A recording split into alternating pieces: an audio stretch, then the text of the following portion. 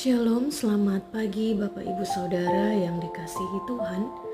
Berjumpa kembali dalam renungan firman Tuhan hari ini bersama saya Pendeta Margaret Namlohi dari Gereja Pok Tomang.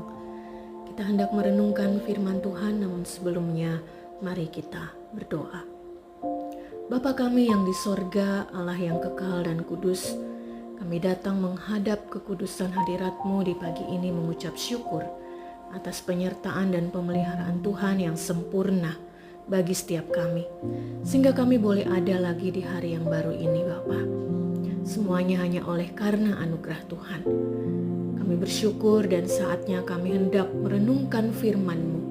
Tolong kami untuk selalu berpegang pada firman-Mu, sehingga hidup beriman kami tidak pernah sia-sia, karena kami mau berjalan dalam terang kebenaran firman Tuhan.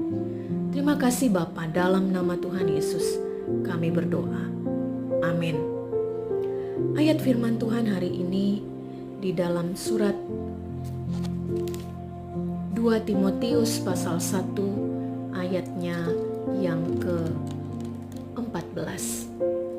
Firman Tuhan berkata, "Peliharalah harta yang indah yang telah dipercayakannya kepada kita melalui Roh Kudus yang tinggal di dalam kita."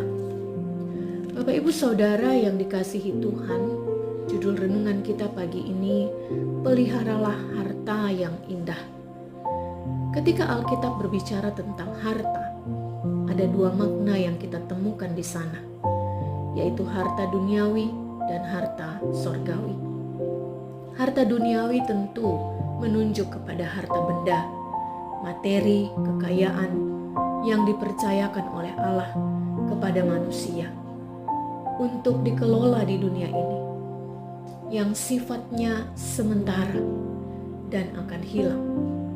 Sedangkan harta sorgawi mengacu pada nilai-nilai kekal, yaitu kasih, kebaikan, kesetiaan, ketaatan, hidup yang tertuju kepada Tuhan, hidup melayani sebagai wujud ungkapan syukur atas berkat yang Tuhan anugerahkan, teristimewa keselamatan dan kehidupan kekal yang Ia sediakan. Harta sorgawi adalah hidup yang dipercayakan kepada Tuhan untuk melakukan kehendak-Nya, sehingga jalan hidup kita menuju kepada keselamatan dan kehidupan yang kekal. Bapak Ibu Saudara, dalam surat kepada Timotius, Rasul Paulus juga berbicara tentang harta sorgawi. Dalam ayat firman Tuhan hari ini, Paulus berkata kepada Timotius, "Peliharalah harta yang indah yang telah dipercayakannya kepada kita melalui Roh Kudus yang tinggal di dalam kita." Apa yang dimaksud dengan harta yang indah? Jika kita membaca ayat sebelumnya, yaitu ayat 13, Paulus berkata bahwa, "Peganglah segala sesuatu yang telah engkau dengar dari aku sebagai contoh ajaran yang sehat, dan lakukanlah itu dalam iman dan kasih di dalam Kristus Yesus." Dari sini kita mengerti bahwa memelihara harta yang indah itu berarti menjalani hidup yang berpegang kepada firman Tuhan.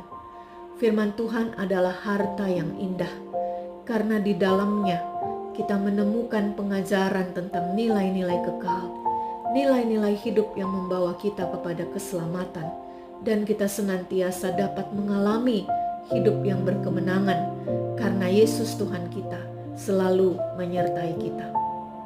Karena itu dikatakan bahwa hidup memelihara harta yang indah atau hidup berpegang kepada firman Tuhan itu hanya dapat dilakukan melalui Roh Kudus yang tinggal di dalam kita. Timotius dipercayakan harta yang indah sebagai seorang pelayan Tuhan. Demikian juga kita semua. Tuhan mempercayakan hartanya yang indah, yaitu firman-Nya, untuk kita dengar dan kita kerjakan, kita lakukan dalam pimpinan Roh Kudus. Karena itu, mintalah selalu pimpinan Roh Kudus itu dalam hidup kita. Jangan seperti orang-orang dunia ini, atau seperti orang-orang yang fokusnya hanya pada harta duniawi, sehingga doanya selalu meminta berkat untuk pekerjaan atau usahanya agar mengalami keberhasilan. Orang Kristen, pengikut-pengikut Kristus, seharusnya berbeda. Hidup kita adalah hidup yang berfokus untuk mengerjakan kehendak Tuhan, yaitu firman Tuhan. Kita tidak perlu munafik bahwa kita juga membutuhkan harta duniawi itu. Tetapi biarlah harta duniawi yang dipercayakan itu dipakai untuk memuliakan Tuhan dan menjadi berkat bagi banyak orang. Mari kita berdoa. Bapa kami yang di sorga, terima kasih untuk firman-Mu pagi ini. Tolong kami untuk selalu memelihara harta yang Tuhan percayakan kepada kami, yaitu firman-Mu ini, untuk kami pegang dan kami hidupi. Kami dengar dan kami lakukan setiap hari sampai Tuhan datang kembali dan mendapati kami sebagai hamba-hamba yang taat dan setia. Kami bersyukur atas setiap hal yang Tuhan percayakan dalam hidup kami. Tolong kami menjalani hidup ini dengan fokus mengerjakan kehendak-Mu di tengah keluarga, di tengah pekerjaan, usaha, di dalam pelayanan kami dimanapun kami berada. Biarlah Engkau dipermuliakan. Terima kasih Bapa, dalam nama Tuhan Yesus yang mengajar kami berdoa. Bapa kami yang di sorga, dikuduskanlah nama-Mu, datanglah kerajaan-Mu, jadilah kehendak-Mu di bumi seperti di sorga. Berilah kami pada hari ini makanan kami yang secukupnya, dan ampunilah kesalahan kami, seperti kami juga mengampuni orang yang bersalah kepada kami.